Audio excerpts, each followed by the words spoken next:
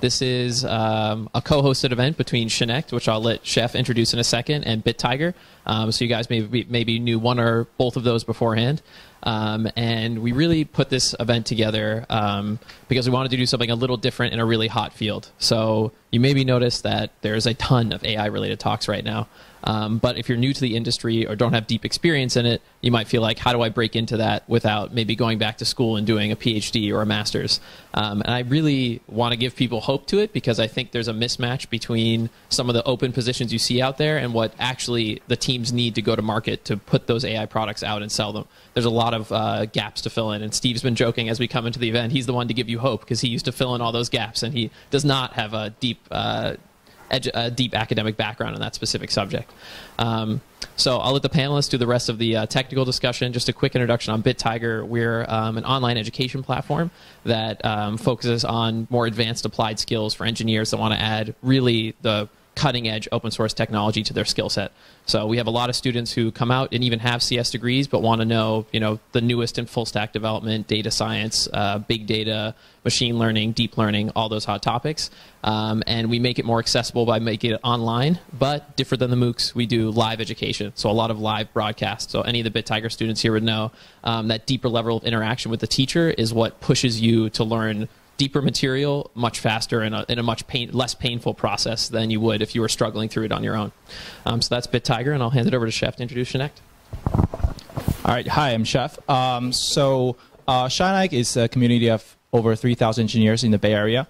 We started this community based on a very simple observation, which is when a venture capitalist invests in a startup, they invest in 5% of their fund, whereas if an engineer decided to join a startup, they're investing 5% of their life.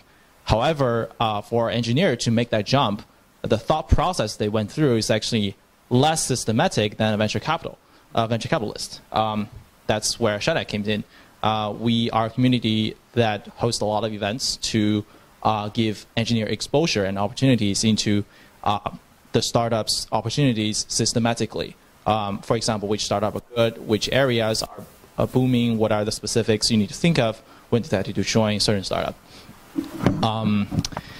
It's a pleasure to co-host today's events with BitTiger, and also a special thank you to the host of this venue, One Piece. They're a co-working space with one location here and another location in San Francisco, in Soma. Special thank to renting the venue. All right, then we can start. I'll let you keep that mic. I'll keep this for the questions, and then you guys pass that along to answer. And then would you guys just do a quick self-introduction to go down the line? Oh, well, I guess it's me again. Yeah. My name is Sheffield. I'm actually a venture capitalist by day. And Rescale is one of the portfolio that we invested in, and I'm currently part-time running. So what Rescale does is that it helps traditional companies like SpaceX and Tesla to run high-performance simulation on the cloud. It makes cloud computing more accessible and AI more accessible to traditional companies in general. Hi, my name is Hao. I'm one of the algorithm engineer in CloudBrain. CloudBrain is a small startup. We're just at round A. We got some data from a customer and do some analysis and prediction. All right. First of all, thanks a lot, Mike, for inviting. This is pretty exciting. My name is Gaurav. I'm part of NVIDIA's autonomous driving team. I've done business development, product management. So a lot of activity happening on AI, and I definitely will talk more about, but there is a lot of hope. I just want to start with that. I just want to mention that deep learning is a new area, AI is a new area. A lot of engineers have transitioned from what they are today to deep learning AI engineers. So we'll talk more about it. So definitely there's a clear path. Hi, everybody. I'm Steve Kehoe, and I'm the co-founder and co-CEO of BitTiger. And primarily my background's in software engineering. I worked as an AI application engineer in my last job, building intelligent applications for the smart grid.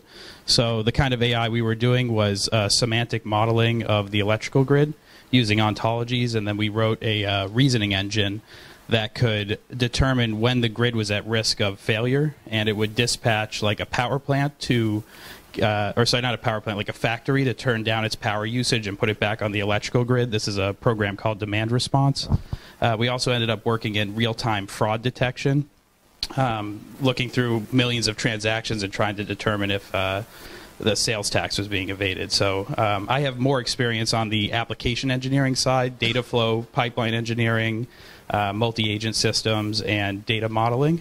And then, I also like to say I'm just a lifelong learner. I like to absorb all this stuff. I wasn't trained as an AI engineer, and I'm always learning new things. And, particularly at BitTiger, I want to highlight our AI course that we also teach, which I think even if you're not Andrew Ng, for every organization, you need like one Andrew Ng or one Li Fei, and then you need like 100 people to actually build that product to bring it to market. So there's so many facets to that, whether it's on the data pipeline engineering, building, a lot of times AI is being used in mission critical situations and often in a distributed and highly parallelized environment. So building reliable and robust applications that can deploy that code is equally as important. And it's also a great way to get your foot in that kind of organization and work your way up. So yeah, that's a little of my background. All right, thank you for the introductions. So just to kind of kick it off, even though this is the traditional position that might feel the hardest to get into, I want to pose the question of what defines the core principal level AI modeling role in a lot of these AI product teams. So maybe this is the one that feels more unreachable, but I think just to set the context of the conversation, what in the teams that you've either worked on or interacted with in business development, what defines what that core sort of modeling role does? All right, I guess I'll start with it since I have the microphone. But I first want to start out with that there's so many different applications of AI engineering right now. My answer could be very different than Gaurav's answer because there's so many different ways that role could happen. But I tend to associate the AI modeling role closest with like a data scientist. So it's somebody that really understands first, like, what question are we trying to solve? Where's the data that I need to actually build the model? And then what are the correct, machine learning models? And nowadays, it's usually a blend of models. I mean, self-driving cars use at least 5 different techniques blended together to do their AI. And this person is kind of directing that effort, in my opinion. Yeah. I think just to add on to that, so this person is building the key technology to enable the use case. So it starts with defining the use case, understanding what are the KPIs, the key parameter index, to enable that use case. Like for example, in case of object detection, right? What do you want to detect? What is the accuracy you want to detect? So that once you define that person defines that, then he has to define what kind of data it needs. So with that information, the next step is to basically see what kind of model will provide the KPIs that we are looking for. And it could be starting from existing model using transfer learning, or do a scratch new design of a new model. So those are some of the things I've seen in NVIDIA and companies I work with, the core model design I do. Yeah, I think both of your comments are very are great. Just more of from a business point of view. So I can talk about more from an engineer point of view. So data analysis is data engineering is one thing we do in our daily work when we see new data from different various industries. And then there's another type of work we do daily is when we see new papers. So we do some development, to do some testing on the models proposed by the new papers. So something like that. Yeah, that's one more. Sure. Well, I guess from an investor perspective, what we see is more AI is driven by a specific problem, not actually driven from a technology. It's not like I build an AI and then I find a problem for it to solve, but like I identify a specific problem and to see what kind of model I use. Because right now, AI is not really a methodology, but more of an apprenticeship. You learned how to use it by just practice it. And from what we invest, we realize the best startups, best performing portfolios tends to be the ones who are targeting one specific problem instead of saying, okay, we're just going to do AI and sort of help other people to solve their problem. Yeah, so I think that sums it up really well. So if you're looking to see part of your valuation shouldn't just be what position to go into, but is the company actually healthy and approaching it the right way? Don't just join a company because they added .ai to the end of their website domain. I've seen that as a strategy right now to get investment. So yeah, try to avoid that. See that they're actually addressing a real problem and not just throwing a new AI sort of package at something. And then kind of going back to the more technical side, it seems like that core role, and I'm really coming from layman perspective, not engineering, deep engineering background, is almost more like the researcher deciding what model to apply it all to begin with. And then you said even referencing new papers or new techniques. So that person, maybe that's why you see the requirements for the PhD type background or master's type background, because it really is in a way a research role, right? You're going, seeing what model to apply in the first place, and then fitting that model. I'm not sure about the research side, because we don't write the new papers. We just see new paper come in and we just do some experiment, something like that. I think it's to me it's more engineering work. Okay. Yeah. Okay. No, that makes sense. I was saying like even being able to interpret those papers kind of in a research role, but not publishing original research. Yeah, I understand. Yeah. So, and this might be a good one for you to start with, Chef, from the industry investor perspective. So while developing those core models or researching what model to use is really important, what else is, when you're evaluating a company, what else is really important about bringing that AI solution to market? So actually getting it to clients so that they can execute on it and use it. Yeah, I guess from a sort of layman perspective, there are three basically building blocks of AI. One is you have the right data, high quality right data. And second is that you have the compute power to actually process those data. And the third is the framework, how you package everything into a question that targets a specific problem. Now, you already have AWS, you have Google Cloud that already commoditize the compute part. And right now, as more big enterprise moving to cloud, the barrier of them sharing those data actually drops significantly. That's a trend that we're seeing from many of our portfolio. Before, it's very hard to convince a company to copy their data out of their data center to give it to you for you to process. Now they're already on the cloud. It's very easy for you to either deploy your app over AWS or some version of it. Now it leaves the final question, which is the framework. What kind of questioning are you asking? We mostly look at enterprise softwares. So lately there's a lot of developments into how to use AI to process CRM, which is basically how you use AI to drive sales. And a lot of question arising from it has been, for example, how do I use AI to process emails to find signals if there's a good opportunity, or should I reply, et cetera, et cetera. And the problem has been that those data are not marked, right? You don't know if this email is a good one, then how do you train it?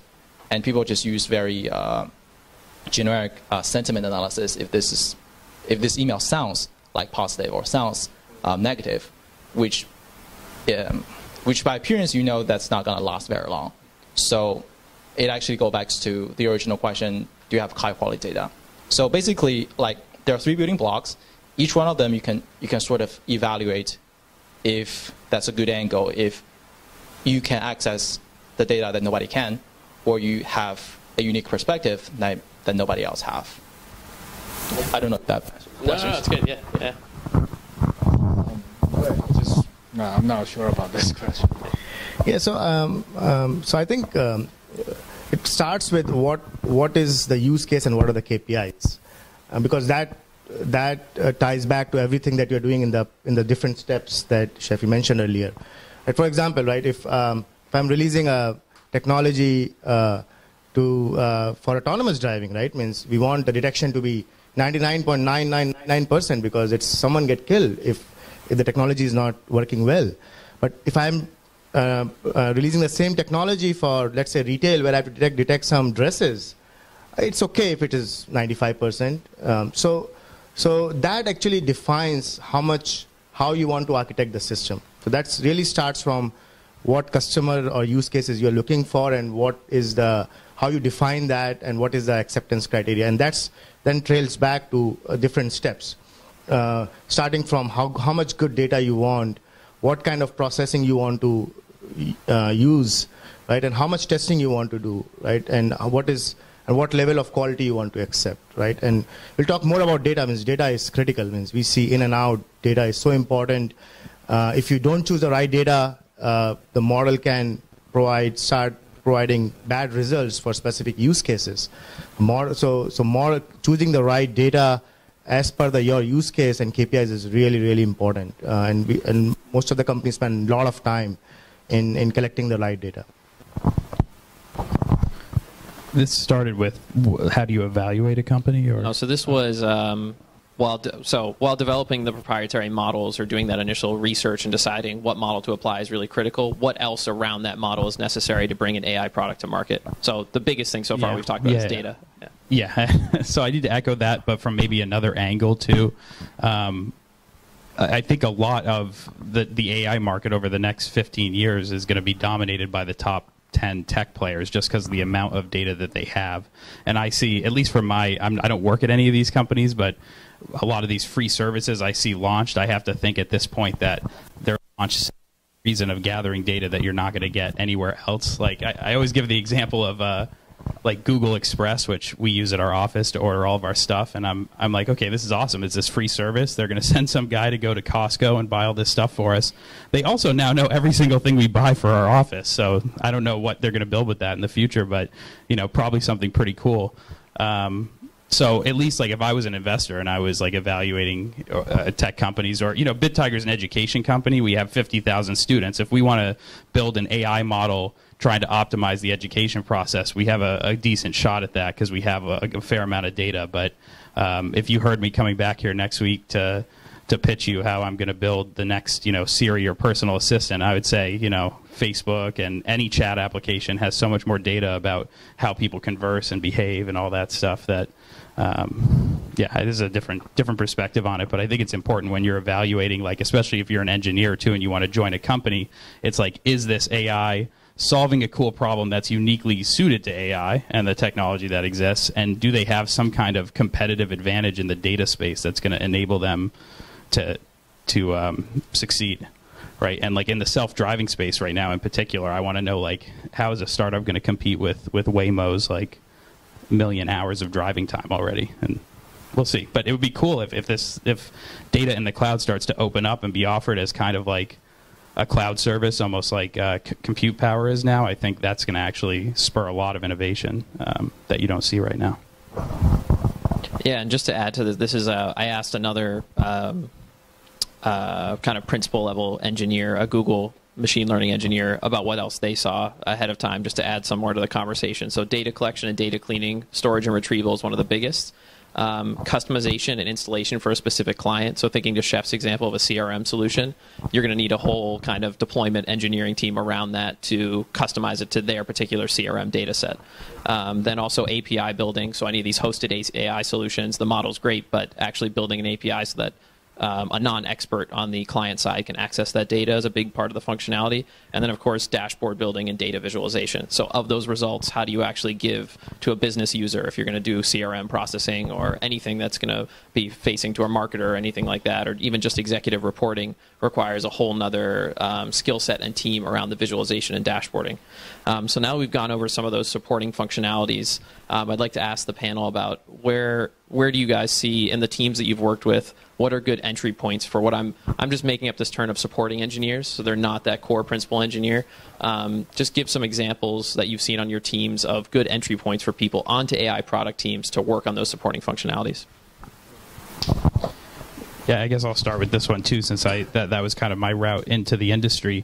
I mean, I think it starts with just an attitude that you want to learn this thing. You don't need to be the lead, Andrew Ng, lead engineer on day one. Find a cool company with a cool product, get your foot through the door, right?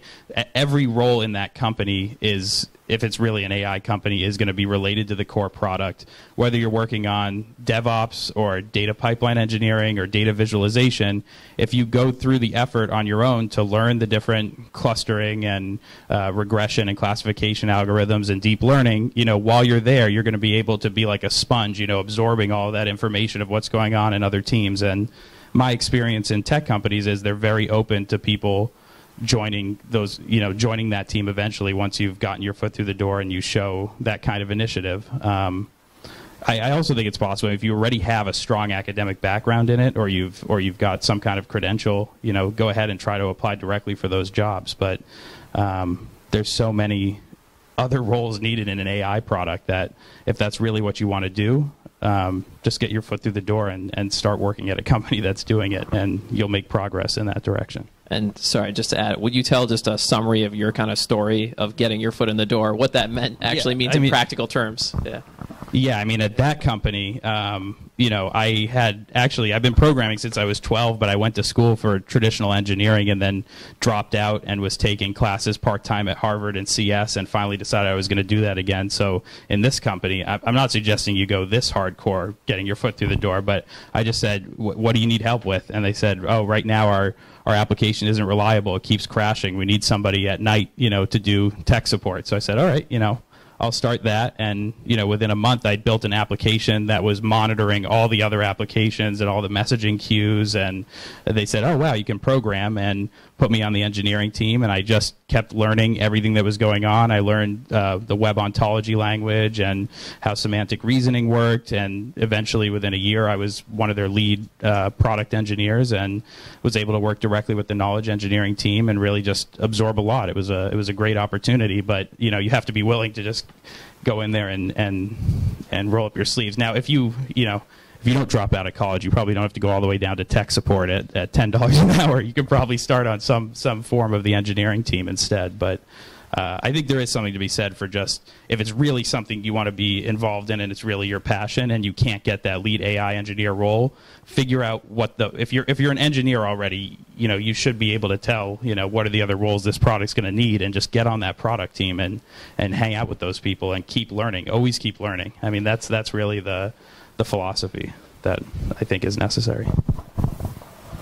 Yeah, I completely agree with that. And I did the same thing.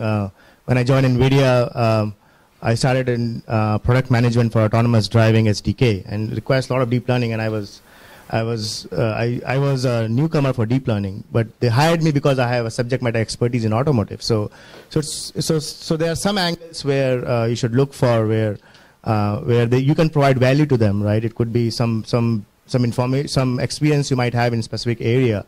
In general, companies look for good engineers, right? I mean, I was making an argument initially, right, that I believe that today in most of the engineers who AI deep learning engineers have done that on the job or while they were working as something in their previous job. When AI started, from deep learning perspective, AI started pretty much 5 years back, and when AlexNet showed the results in ImageNet competition, and so if you do the math, a lot of engineers were not deep learning engineers at that time, and they transitioned. So clearly, it has happened in the industry, and that's an accepted path for you to pursue, to learn the technology and show the value to the company in terms of what you can offer, and then definitely learn on the job using some of the courses that BitTiger and other resources are offering. So, yeah. Yeah, absolutely. I think there's a term called full stack AI engineer these days.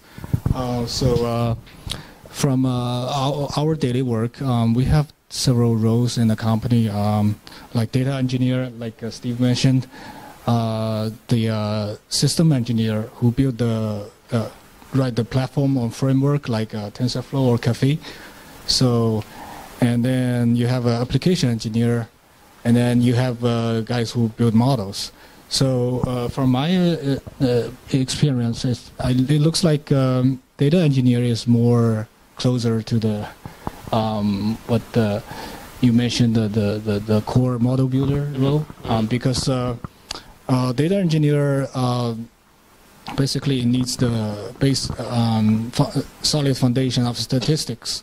So maybe this data engineer does some data exploration and visualization and cleaning work, but it does require a very solid statistic foundation.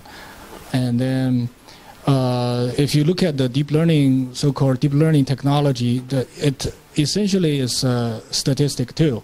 It's just in some very structured form to help you extract a pattern from the data.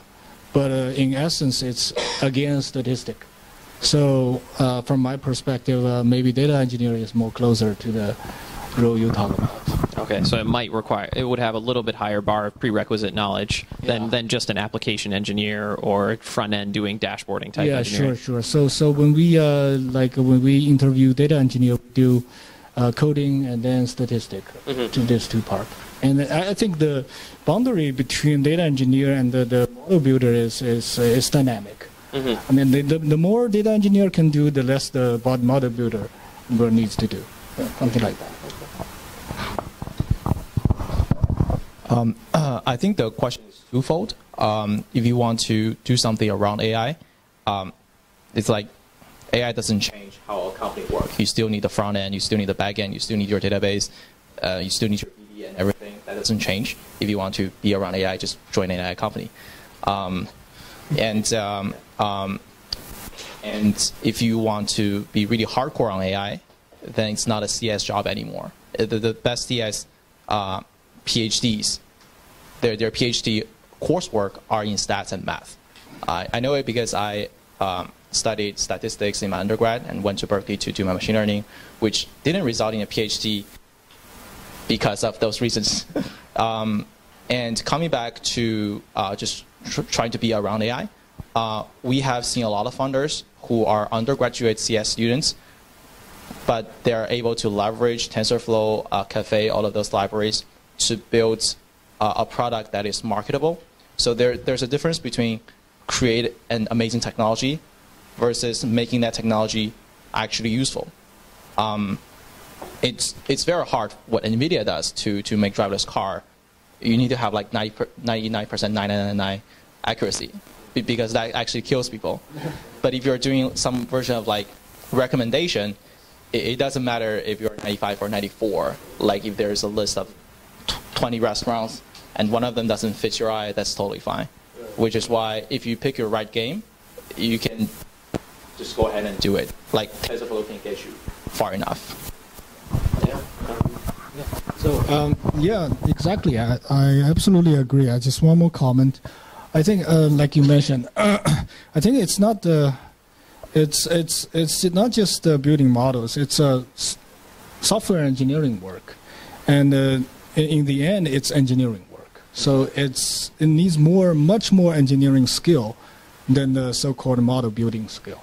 And in our daily work, I think I spend like 50% of time in data cleaning, and then like 30 to 40% of time doing debugging and troubleshooting, and only 10% of time tuning models, something like that. Yeah.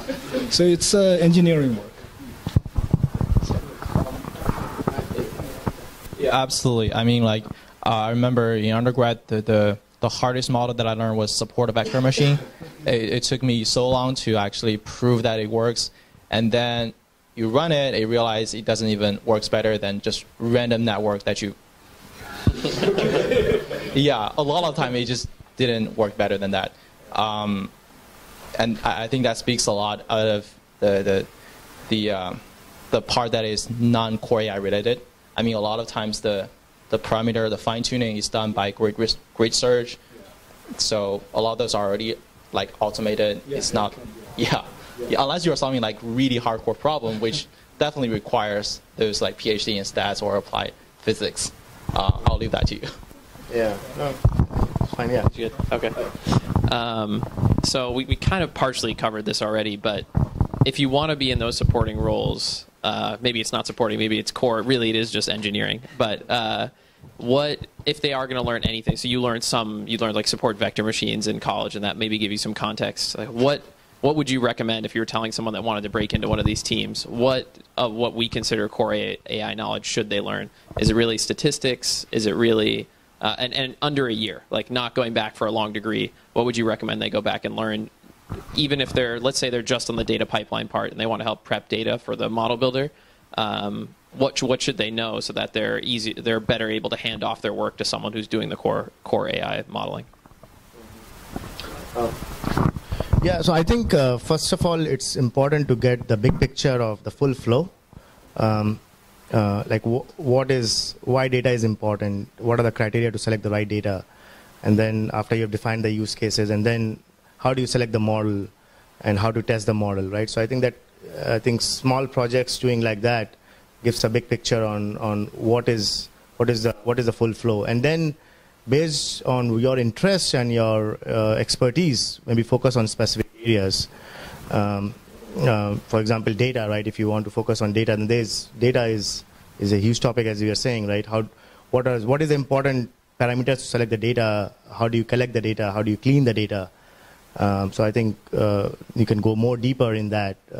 I think from the question perspective, there are some technical skills would be helpful. Of course, engineering, some level of mathematics, not a master's or PhD level mathematics, but at a high level to understand what's going on in the system, right? And then domain level expertise. So I would put that in those categories. Yeah, I like to, when I'm going into a new domain, I like to do like a 60-40 rule. So I'll spend 60% of my time studying whatever I'm most passionate about in AI. So if it's really deep learning, study TensorFlow, take a whole class on TensorFlow, just learn, all the different use cases and the different ways you can use deep learning.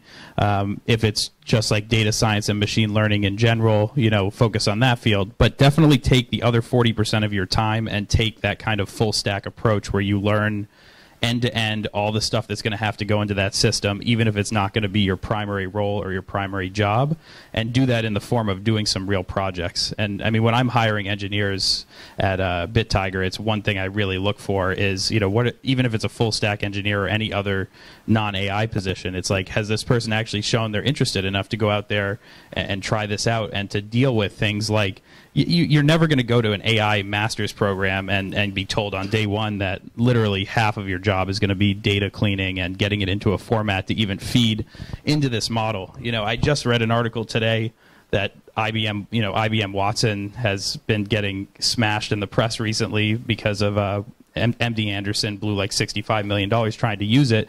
I've used some of their APIs before. They're actually great APIs, but the data has to be so structured by the time it goes into the model, like most lay people aren't going to be able to deal with that in the system, right? So when you're building an AI product, you kind of have to look at it even from the UX end and like, who's this for and how are they going to use it? And, if you can bring that kind of perspective to a team, even if you're not the lead data modeler, you are going to be a very valuable member of that team. So I don't think there's one right answer to it. I think whatever you're passionate about, that's where you're going to want to put most of your energy anyways, but don't ignore the other parts of what it takes to actually deploy a solution.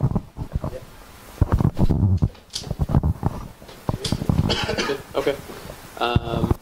And then this would be probably a good question for you to start with, Hao. I think we talked about on the phone, we were preparing for the talk, can you give us kind of an example of the handoffs you do with your team, your supporting team? Because I know you have the 2 separate offices, so just kind of day in the life, what is it like with you working on I know you say you do a lot of the own data cleaning yourself, but you working on maybe the core part of the model, and then how do you interact with the rest of the team?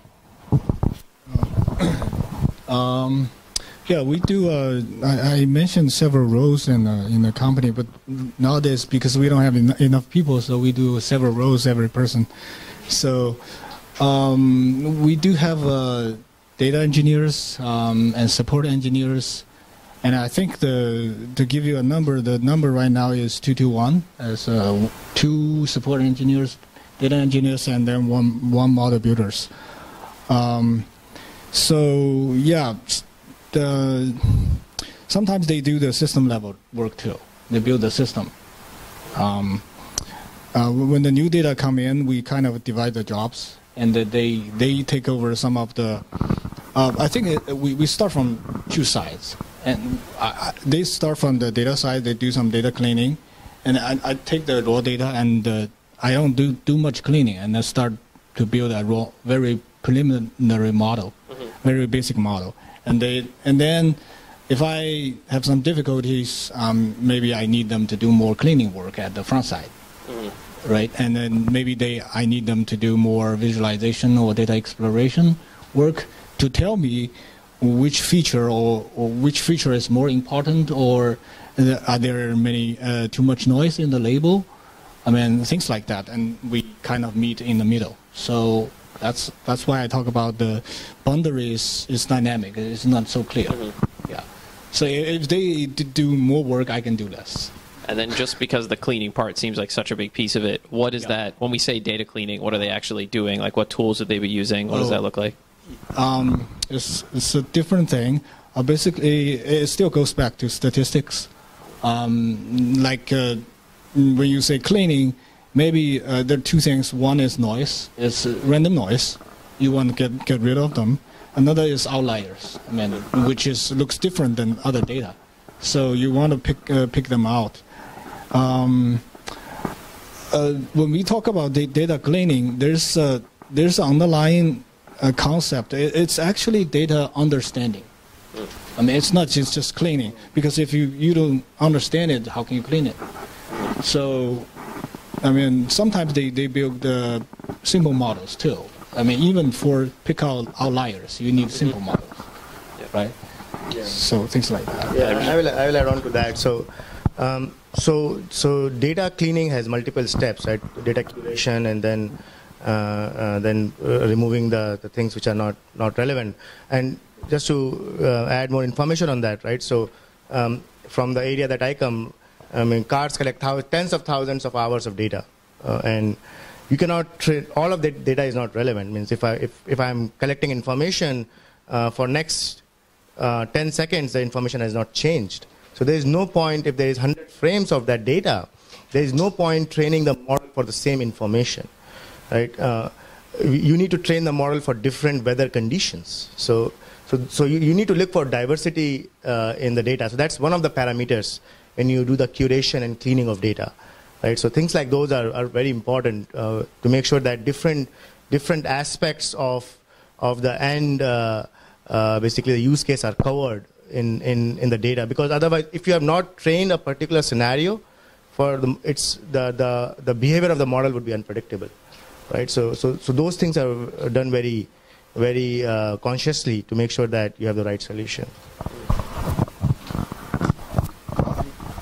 Yeah, and you specifically wanted to know also like what the handoff, when the handoff occurs. So like, and again, I do believe it's one of these things in high tech, right? Everything's changing so fast. So I think depending on the team and depending on exactly the type of product that you're building, the composition and the handoff points could be slightly different. But for us, because we were concerned with doing like semantic modeling of different problem spaces, as soon as we started a new project, a project manager, and we called them knowledge engineers, but this was basically the model builder, would start working with the client and understanding the space. So in the electrical space, there are actually ontologies that exist that can describe how the whole electrical grid works, right? But now you've also got to create a mapping between that and the customer's data set.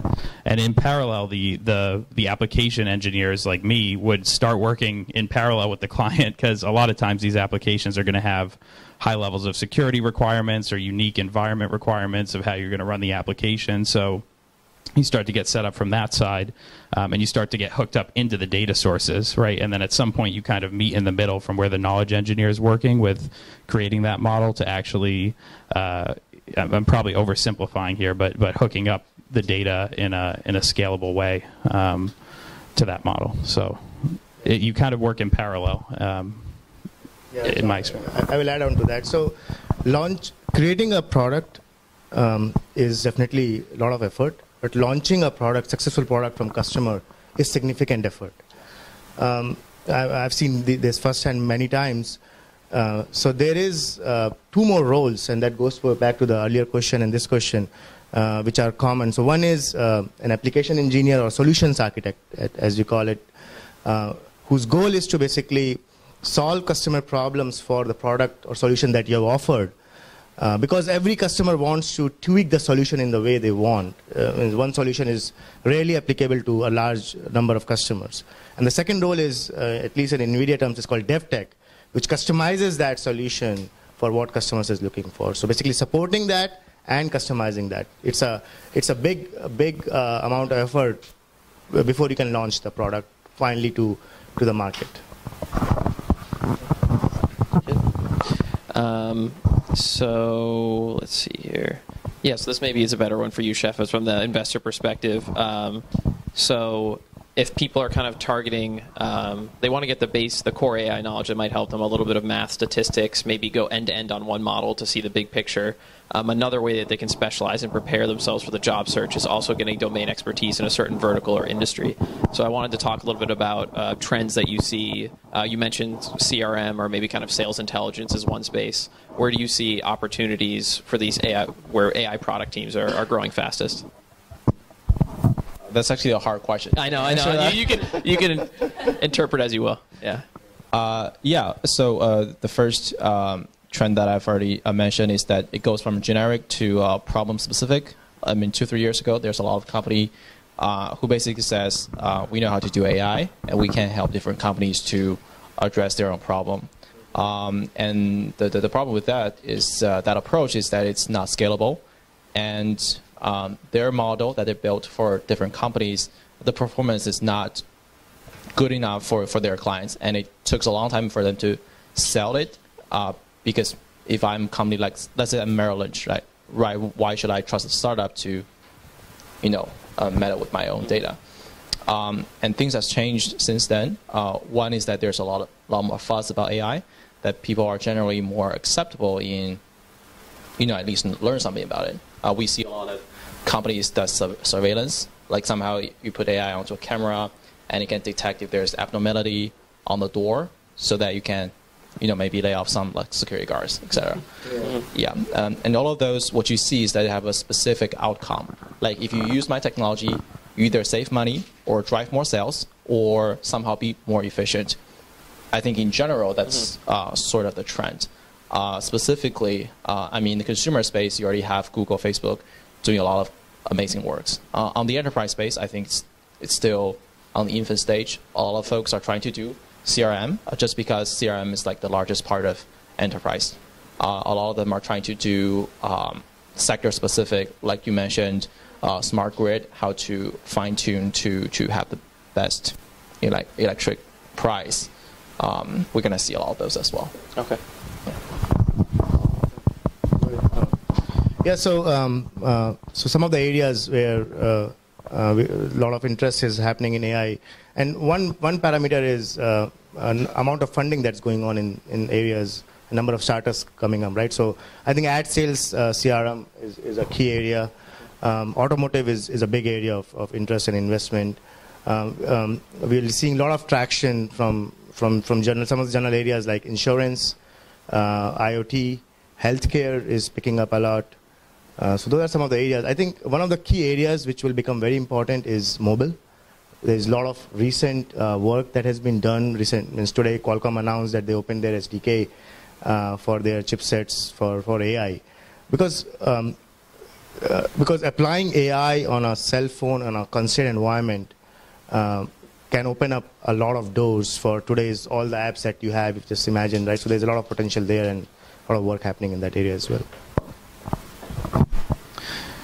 Yeah, I think most of the verticals you covered are the ones I would have covered, but just from a role perspective, because I think part of the question too was about like if you have deep domain expertise in a vertical, because like in the projects where knowledge engineering or modeling what's actually going on in a problem domain is important, we almost always paired up with a domain expert. So when we did it in the energy field, we paired up with somebody from FERC that knew everything about energy regulation and how the grid worked, right? So there's this like, the model engineer even doesn't necessarily have the domain expertise to model a particular area. Or when we got into fraud detection, we partnered with a Boston University professor who was like an expert in sales tax evasion. So because how are you going to model something that you don't understand yet? So there is also definitely space for experts in verticals to be a part of that AI team, even if they don't really, again, it still benefits to understand how things can be modeled.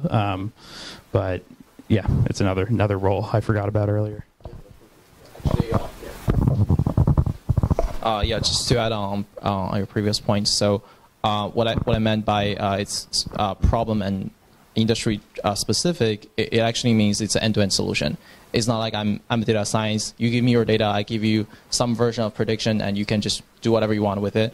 That doesn't really sell because for companies like Merrill Lynch, they want a solution they can just plug in and start using for their like most junior employees, and that's what we're seeing. For example, the the smart camera company that we mentioned, it's not really just an algorithm. It's actually a software plus hardware solution.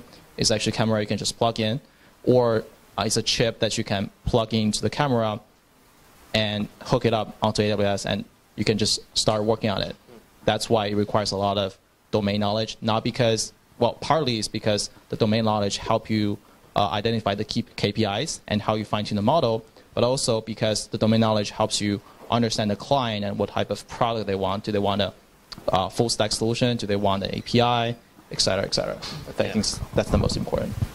Yeah, so I think from my perspective, there seems to be two pieces to it. And Chef, you keep helping with how to evaluate. I kind of think of it as how to evaluate you're actually joining a good team, right? Which is what you introduced Shinek as, right? It should be the same thing. Yeah, you're investing so much of your career, right, in a company is maybe it's not so specific. Every industry has potential applications, but you should be seeing that they're actually doing an end-to-end solution and not just saying we take numbers in and come out. We have a universal model that can be applied across, and that you're going to have to figure it out on your own end. That could be a kind of dangerous business model.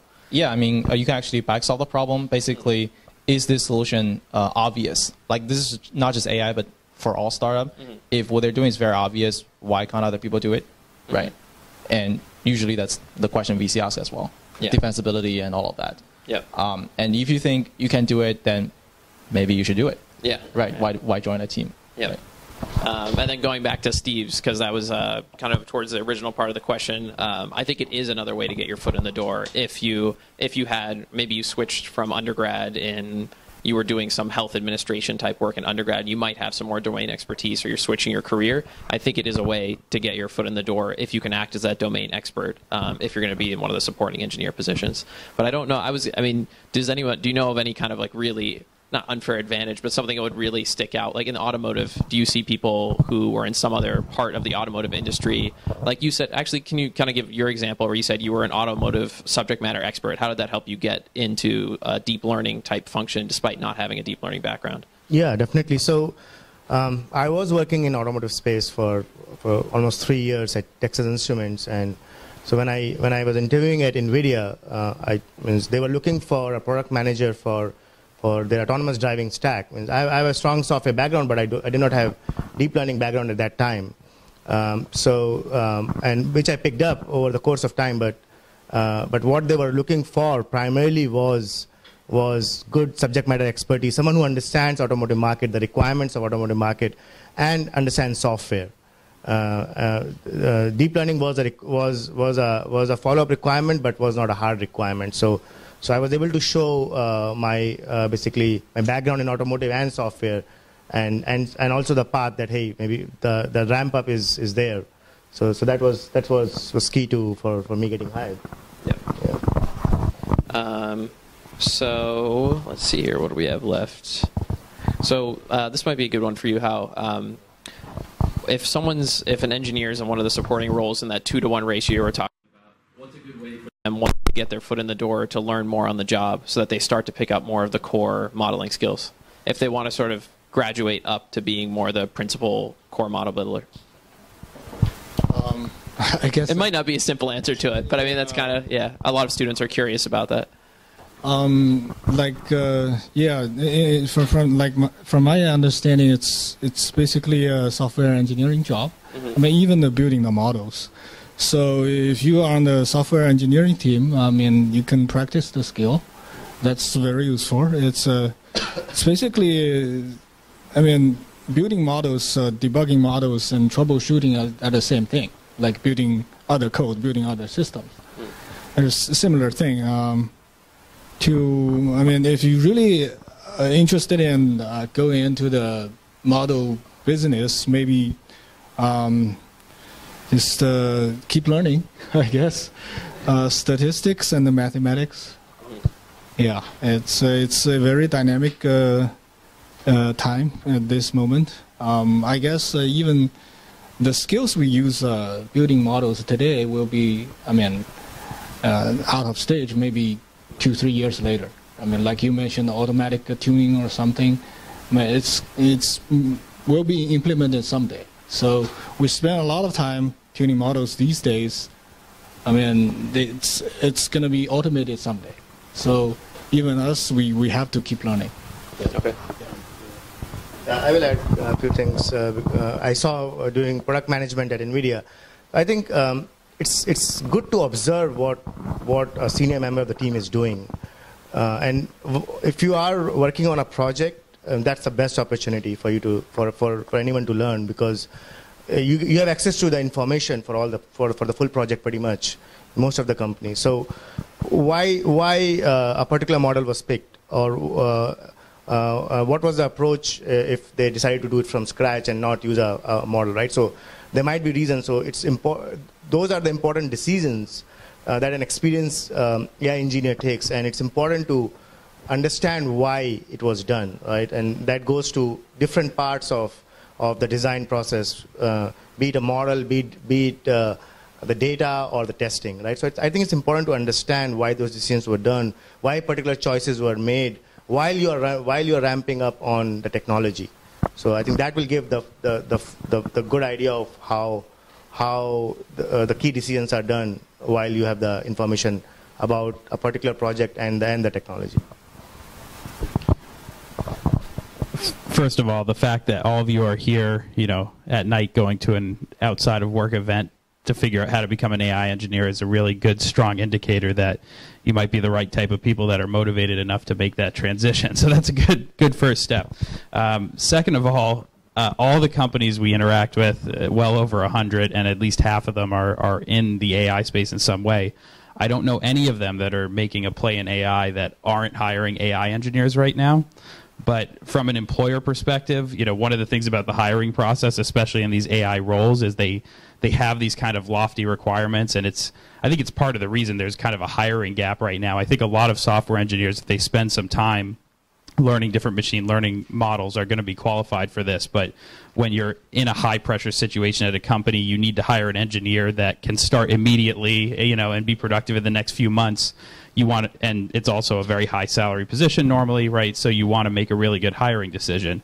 However, again, this is why I keep emphasizing get your foot through the door. I don't know any of these companies that if you get your foot through the door, you get on the project team, you show that passion, and you ask to internally transfer into a position that they haven't been able to fill for 3 months or 6 months, after you're there and you've already shown the initiative and you've shown you can do it, you're going to get that position. I mean, almost, I guess, other than maybe Hao, none of us had an AI background, but, ended up, working on some kind of AI team one way or another, right? So I think a lot of it is just get on the project team and, and when you're interviewing at a company, make sure it's a manager and a team that, is open. And you could even ask, what if, later down the road, I want to move from like the application engineer into the AI engineer. Is there going to be that kind of opportunity, or is your organization very rigid?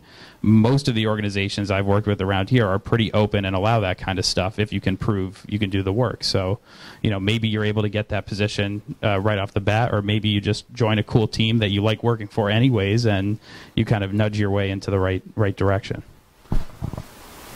Yeah. And Gaurav, I really like the point you made about asking questions about the key design decisions, because I think that's the higher level kind of reasoning or thought process that a more core principal engineer has to go through, right? So they'll be in the nitty-gritty of it, working with the data, but maybe they wouldn't have known in the first place how to pick that model. So if you're at lunch, if you're just working on the project team, mine those people's knowledge, right, about the critical design decisions that they went through. I think that's a really good point. Okay, so last question. Just to add to that too, sure. And if this is one of your first job or two, finding a senior engineer that you think could be a mentor for you in whatever discipline you decide to go into is worth way more than a higher starting salary or a flashier title early on. So, but you have to also ask the questions and show the initiative, like Gaurav was saying. Yeah. Okay, so last practical one that I know is a pretty popular question, or people like the practical questions. So if I'm searching for a role on one of these teams, what are the kind of job titles I should be looking for? How you went over a few of them on already on your team, like how you split it up, but I'll pose it again. And what do they really mean? So like if you list, if just kind of everyone give what they've had their personal experience with, so maybe a few of the titles on your team, how, or the titles you've seen, Gaurav, on the ones that the product teams you interact with when doing business development. Like if I'm actually sitting down to the computer and searching for these positions, what titles should I look for, and what do those actually mean from your perspective? Yeah, sure. So I think different companies have different titles. I think we were discussing that before we started. I think a good way to search is use the word keywords data or artificial intelligence. Let's say on LinkedIn jobs, I think you'll see plenty of them. But at a high level, right, I think we talked a little bit about it. So there are two parts. One is the development cycle and then the support cycle, right? So development cycle have data engineers, data scientists, model developers, and test teams, right? And then support teams like documentation teams. And then on the support side, you have application engineering, solution architect is what we call it, NVIDIA, and dev tech for support of customer customizations. Yeah, so those are the roles definitely you should look around. A couple of other things, right? Means some of the folks you might be interested in moving to a business side, like I did, from a core engineering. So those roles requires a very technical background. Maybe now or later if you want to do that, right? So you should look for program management, you should look for product management. In Bay Area, almost every role require technical background, and it's even in the business side, if you have technical know-how, it's very helpful and it's very respected. So definitely you should look at that as well. Yeah, the worst thing I ever had was a non-technical project manager. So now I know why it's a requirement. Yeah, I think that, again, well, in addition to those roles, you know, like we were talking about earlier, knowledge engineer, data scientists now often are involved, data application engineer. I mean, there's so many titles that, and they vary so much company to company. I still also recommend going from the company or the product and then searching for that company and their job openings, because I think it'll be an easier way to make sure whatever you're working on is part of that team. But yeah, I don't think there's any one set of titles. I think your advice was good. Start with AI and data titles, and or start with a product and see what openings they have on their team. Maybe I can add machine learning engineer or applied researcher. These two. Yep, definitely something with data and research. Probably not data analytics. That tends to be Excel jobs, just FYI. Yeah, and I think I agree with you guys. It's more about which team you're on. Like, you can be a software engineer on NVIDIA's deep learning team, or like system architect, whatever it is. Yeah, I just need to look a little bit closer at their JD in general. Yeah. So we don't have to exclude just the regular software engineering jobs or front-end engineer type jobs on the AI product team. So that's it for the sort of formal panel discussion. Thank you guys for answering all the questions, and I want to open it up for a few minutes if there are any questions from the audience. Don't be shy. What do you think of Kaggle as a learning tool? Yeah, so I will tell from my experience. So when I was ramping up on deep learning, I feel Kaggle is really good. With some of the tools available now, you can participate in the competition, learn from a lot of the kernels available on Kaggle. So I myself did one of the competition, like cat and dog redux, which was open earlier this year, and I used transfer learning for a pre-trained VGG and ResNet, and I was top 25% submissions. So I think it's a great tool. They have a lot of good data, which is not available easily. A lot of places for you to experiment and try it out. Yeah, I think it's a good tool. I think it's great too. I think my daily work is like doing Kaggle internally. Because one of your points is like really, because there's so much data cleaning involved, I think if you do Kaggle, not only is it good training, but then you can speak to it in your interview and how you actually found the important features or dealt with outliers. Like, it's a good hands-on example if you're going to be one of those supporting data cleaning roles to actually prove it and then be able to talk through it in a structured way in the interview. Yeah, if you have a good profile on Kaggle, that's a big thing in your resume. All right. Any other questions? So you mentioned the transition for now. I've been a back-end engineer for 8 years, and I try to look for new opportunities. So I search around and look for those a lot of company. They are AI company, and I just had an interview with them, but looks like they just asked me a lot of background specific question. It turned out that they found that I don't have much such experience. I don't think they really give me much opportunity. Just like you said, that they probably have very high pressure to roll out their product, so they really want to hire experienced engineer. So if we're new and we just want to get into this area, looks like still kind of hard. Do you have a specific question about how to deal with that, or just comment? Anything. So I think it's kind of hard to make this transition, and the company, especially for a startup company, I think they just try to look for this experienced engineer. Yeah. And how can we really get our foot into research? Sure. Sure. Does anyone have a specific answer for it? Yeah. Yeah, I would say, and again, coming from a startup founder, is my third startup now. I mean, hiring decisions are hard, I think, for any organization, but for a startup organization, it's really hard, and a lot of times we kind of know what we want, but not exactly, and then I found myself often with different job descriptions also creating kind of unicorn job descriptions, and then kind of having to go back and look at it and say, okay, is this actually reasonable? Am I going to be able to, I don't know what startup it was, how big they are, and who's running it, and how funded they are, and if they're able to really attract these kinds of candidates that have 5-10 years of AI experience or something. I mean, if that's the case, then I don't know enough about this particular situation. Maybe it is just that competitive.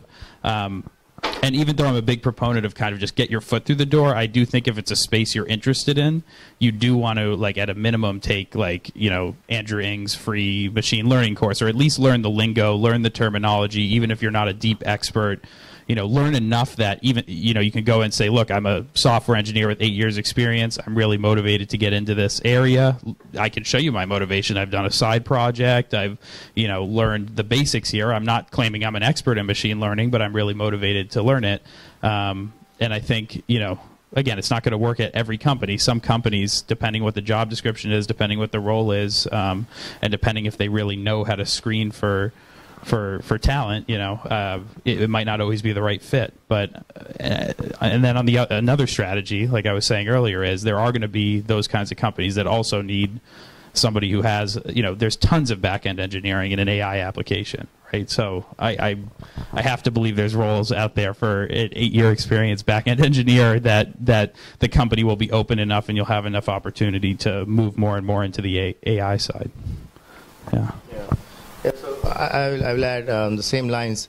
I think in general, I think larger companies have more flexibility in terms of what skills they are looking for. And I think you mentioned yourself that startup might be looking for more specific jobs, right? So, I think this is a great market right now where a lot of hiring going on in large companies as well. So I think good opportunity for you to connect to your friends and in those companies who can help you basically get you a reference within the company. Do the side projects. I think some of the projects, it's important to build the skills and show some level of skills in which are required for the job. And as I said earlier, I think companies, first thing they look for is a good engineer. I think so. So I think you have demonstrated that. You have shown that you have been working on projects similar to what they're looking for. I think there's a good chance you'll be hired in one of those companies. Yeah, that's absolutely right. I would echo the first thing company you look for is great engineer. That's absolutely right. And then maybe I can ask you, have you done Kehoe for 2 years, or have you done 10 Kehoe projects? No, I'm just kidding. If you really do it well, one project is enough. And if you apply all the models and you try to understand the model down to the mathematics. So the most thing we ask when we at the interview is, at least myself, I would ask, I don't ask you how many models have you applied. I would ask you what's the difference between two models. That's for checking the understanding of the model. So, but Kehoe is a great way for practice. Good. Any other questions? Yeah, sure. Let me bring the mic back to you.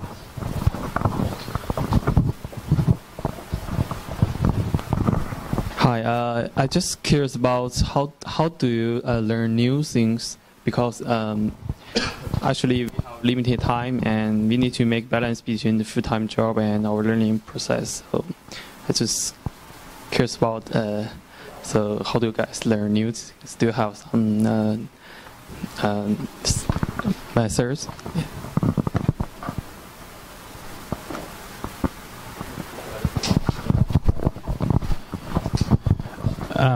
I mean, if you work, are you working as a software engineer right now?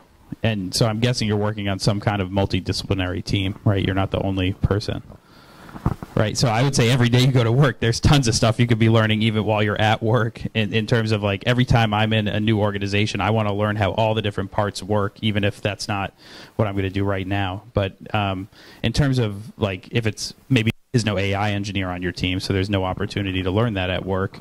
I think it's just like doing a little bit every day, and you know, if it's really one of your passions, that's why I keep, you know, I've said a couple of times throughout the talk, like focus 60% of your learning efforts on something you're really passionate about, and then it's not like, oh, I just got off work, now I have to do like 4 hours of Kaggle. That sucks. Like if 4 hours of Kaggle really sucks, then that's probably the data like modeling side or the data science side.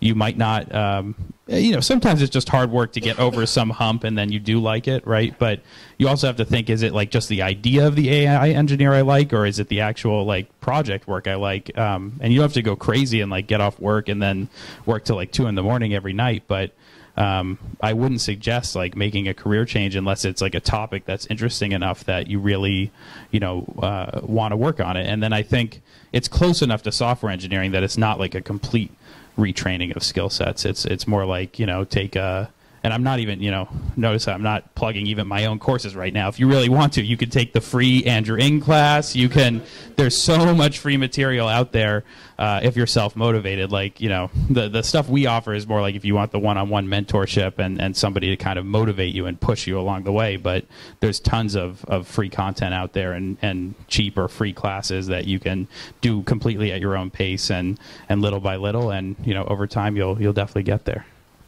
Yeah, everyone has different way of learning, right? I mean, for my case, because I did some of that, and for me it worked very well when I took an online course. So whatever works for you, but I think online courses are very structured. Means they give the information in a very nice form, what you want to learn, what you should be learning, and it's also kind of time bound. So, but it depends on the individual.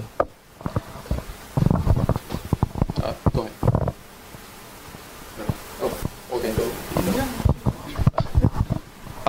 Yeah, so from my understanding, engineers all about solving problem. It's not about juggling new tools. If you want to do AI because it sounds cool and you want to play with it, then you're not really an engineer. You're in circus. You're juggling tools.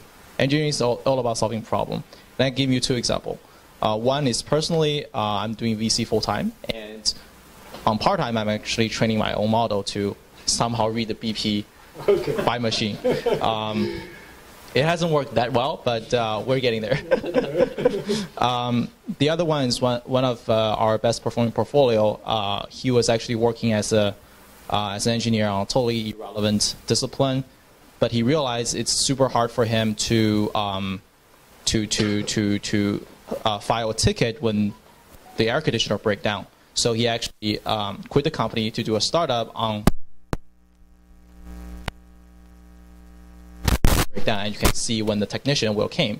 And that company ended up raising very recently $2.7 million from Bain and got featured on Wall Street Journal. He did the entire thing moonlighting while he was working on his full-time job because that's a real problem he's solving. So I guess if you really want to do AI, like AI is a thing because it solves problem. So what's the problem that you want to solve? And you could just bang on it as hard as you can. And that's about it, I think. Yeah, and I think that's a good way to keep motivated as well. Like Steve was saying, if you're motivated because you're evaluating business plans all the time, so you actually want to work on it. So I think everyone can find time to work on it, but finding something you're actually motivated to do, and usually a real problem that you're solving, will push you to actually learn the material. And then when you're in the interview too, you can speak to a problem you're actually solving rather than saying, "Oh, I downloaded this, I installed it, and I ran a data set through it." Right? The passion or the critical thinking won't come through in the interview. There's a question. Oh, is there one more? Oh, we just want to. Sure. Actually, Yeah. I want to add. Problem solving is definitely the key. Tuning models and changing the network, it can be implemented by AI someday, very soon. But problem solving is not going to be implemented by AI soon. Yeah.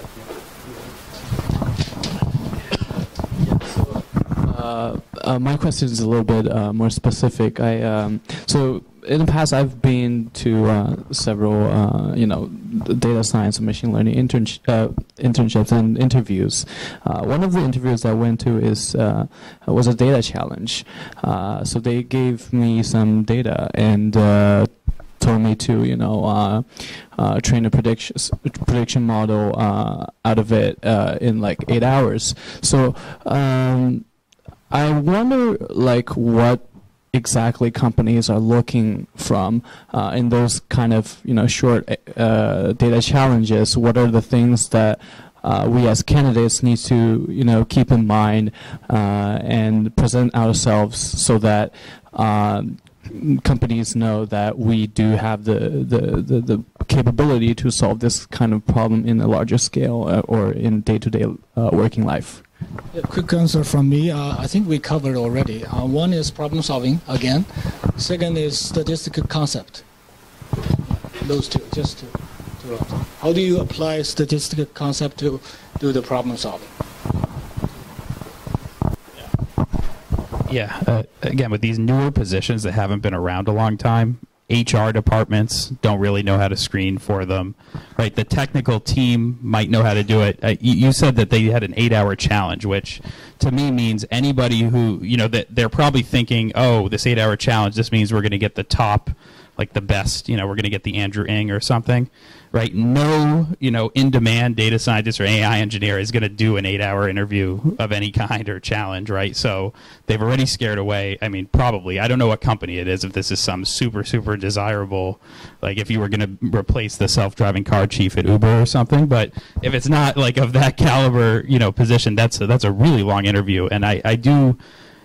Part of this is persistence and to keep applying too, because, and I'm speaking from the employer and the startup size, and I don't know which company, this happened at, but it's hard to recruit for these positions. A lot of people don't know, what to screen for. So like when our students are going through these programs, the ones that I see are the most successful are the ones that start by applying to like 20 or 30 companies, and then they get, 5 to 10 interviews, and then one of them works out. So, I mean, I don't know that much about your background, so I can't answer so specifically if there's some gap there, if there's some particular kind of question you're getting stuck on. But also know that on like the other side of the table, like it is actually hard to make these hiring decisions. Most people don't know how to make a good hiring process, and they might be inadvertently, because everybody thinks, oh, AI is so cool, like it's so complex. I've seen a lot of wacky interviews get set up like for these kinds of positions, and sometimes it's because they don't really know how to screen for it. So I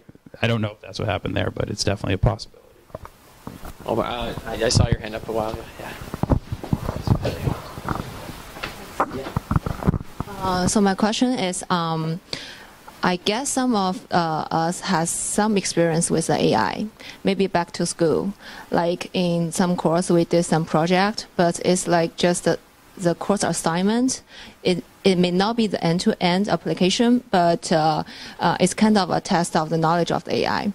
So do you think this should be put in the resume so that the hire manager or the HR will take those seriously? Because I think even in the future, we are doing some project in the Kehoe, or like we take some training and we finish some project. I want to know what does the hire manager looking for when they went through the CVs, the resumes? Yeah.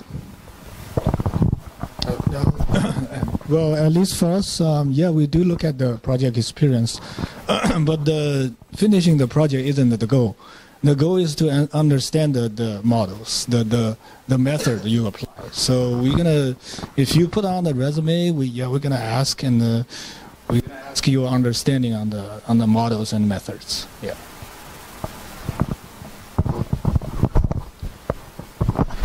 don't know, Mike, maybe you can chime in a little bit after this too, because I know you work with a lot of companies on this. But yeah, I think it's all relative. Like every time I would apply to a different position, I'm gonna like change my resume to reflect what that position is. So I'd always keep like my top 2 or 3 achievements, you know, whether that's work experience if you've been working for a while, or a really cool project, even if it's not in a related field. But then I'd always add at least a couple of things in the related field, even if you don't have internship experience or an end-to-end project, showing that you got, you know, you completed a class and got a certificate for getting a good grade in the class, or doing a Kaggle project, or, you know, even it's not so much about the university class, but how you write about it in your resume. If it kind of comes across that you have a deeper understanding of the model, like that might catch, you know, a lot of times when I'm reading resumes, I'm also looking for not just what's the project, but how people write about it. Do they really understand what the key points in this project were and what the different technologies were and how they interact? Or are they just, is it just a comma separated list of every buzzword that could possibly be related to that project? Which I don't like when I read that. So if it's just like I did a data science class and you just comma separated list off every model type, that's not as good as talking about how you did some n-gram analysis over these documents and what the insights were you found and why you chose that type of model in the first place. Like it kind of shows how you were thinking about the project. So if eventually I would replace it once you have like an end-to-end project or something, but if that's what you've got, I would definitely put it on there. Yeah, that's as far as talking to technical recruiters, and this is across just beyond AI skill set. There is something to be said, especially with the automated resume screening, like your automated BP scanner. There is something to be said about having a couple keywords there. You can overdo it, and I definitely would never list a keyword that you can't sort of defend in the interview. So if you list a skill and they dig deeper into it and they feel like you're kind of stammering around it or you don't really know it, that's going to disqualify you really quickly, because then they don't know anything on the resume if it's true, right? If you have a huge block paragraph of skills and really you just kind of looked at it over the weekend once.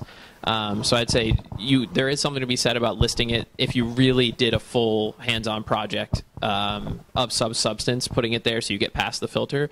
But then I think Steve really nailed it, and we keep talking about problem solving. Make sure the way you phrase it is, what was the result? Like put some KPI or quantification of what you achieved, even if it was an academic project, and try to get those projects used for something, even if it means like your friends use it or you used it for a research with a professor, so that you can have some end result to it. Because then when you speak to it in the interview, you can talk about the critical design decisions you made to get to that result, because they care more about the critical thinking than the list of technologies. So if you feel like you can defend it in the interview and really talk through it and come across as knowledgeable, I do think it's worth listing on the resume. Yeah. Okay, I want to, last question, we're going to wrap up. I saw your hand was up before. So thanks for talk, and I'm more interested about the vertical side, the business side. Like we all like can learn this techniques skills by ourselves. We have to learn that by ourselves. But the information I think I want to know more is about how do you guys choose a project or choose a vertical. So because I going to some seminar, some VC give a seminar, and they said there's some information that is not relevant to the technology. For example, if you're doing like healthcare in America, it's very hard because you cannot get the data. But if you are doing that in some other country, I'm not going to mention that, but you can easily get a bunch of data because the privacy there is not that restrict. So I mean, maybe it's a little deviated, but I mean, we all want to apply AI to get more impact, but I just want to know how should we train ourselves to gather these informations to help us choosing vertical that have more impact. And I have a second question, but I can follow up with this. Yeah, let's just stick with the one for now. Sure. Use this too. It's fine. I think if you have identified a problem, you can always find a way to collect data. I mean, I wouldn't name names, but a lot of startups that I know started by just crawling Craigslist and put it in their own format, probably including Airbnb. That one was already public. Yeah, so, there's literally data just floating out there for you to scrape. That's one of the major sources. There's some complication, but there's always ways. Other than that, whatever company you are working with, I'm sure you're full-time employed at some company. Then you, okay, well, so a lot of PhDs that I know intern with huge corporates just to get access to their data from LinkedIn and Google, among others. That might be one of the ways, since you're interning anyway. Yeah, and there are just public data sets out there. I remember there's a particular one by UC Irvine. There's a huge public data set where you can just explore and research into. Yeah, there's literally data all over the place. Sorry, was your question about how to pick an industry to go into? Yeah, okay.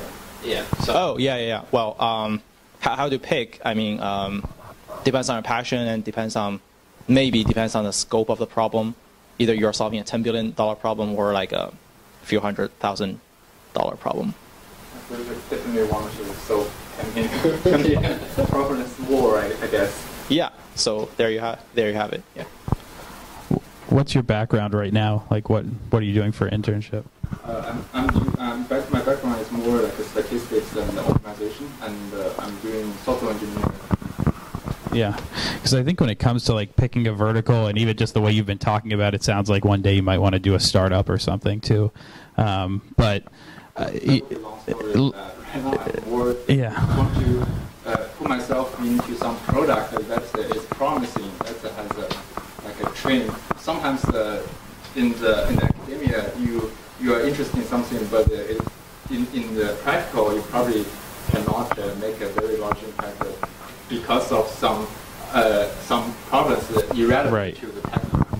Right. Yeah, there could be big barriers to entry. You know, some stuff you could scrape on the web. People's like personal medical records are a little bit harder to get a hold to, as one example, right? Yeah, I mean that's a really big question, and I mean one angle, like there's a really great website I go on a lot called Product Hunt, where you can kind of see like all these new products that are coming out in Silicon Valley. Product Hunt, yeah, Hunt, H-U-N-T. You know, I would also, you know, the more meetups, the more networking you do. Maybe you meet somebody that's working on a really cool project. There's no like one formula, I think, to like unlock your passion in a particular vertical, but you have a skill set that can be applied to a lot of verticals. So I would keep networking at this stage, since you're still like doing an internship and probably going to transition into the workforce soon, and then also just be doing your research on what different companies are doing. You know, angel.co is another website where you can find a lot of startups as well, and just get a feel for like what's going on in the market, and maybe something will pique your interest, and there might be an opportunity there, or it at least point you in the right direction. Yeah. All right. I want to wrap up here just out of respect for our hosts and to leave a little time for networking. So thank you to all the speakers, and thanks for coming, everyone. Appreciate it. Yeah, so NVIDIA is hiring. I just want to make that last pitch. If you find a good job which you are interested in and you're ready to apply in terms of skill sets, you can send a note to me on LinkedIn. And I can do an internal referral, which always puts your resume in the front. So, yeah, please look at NVIDIA. We are always looking for good engineers. Yeah. Great. Thanks. You have an announcement? Okay, that's cool. Yep, and we'll be around for more questions.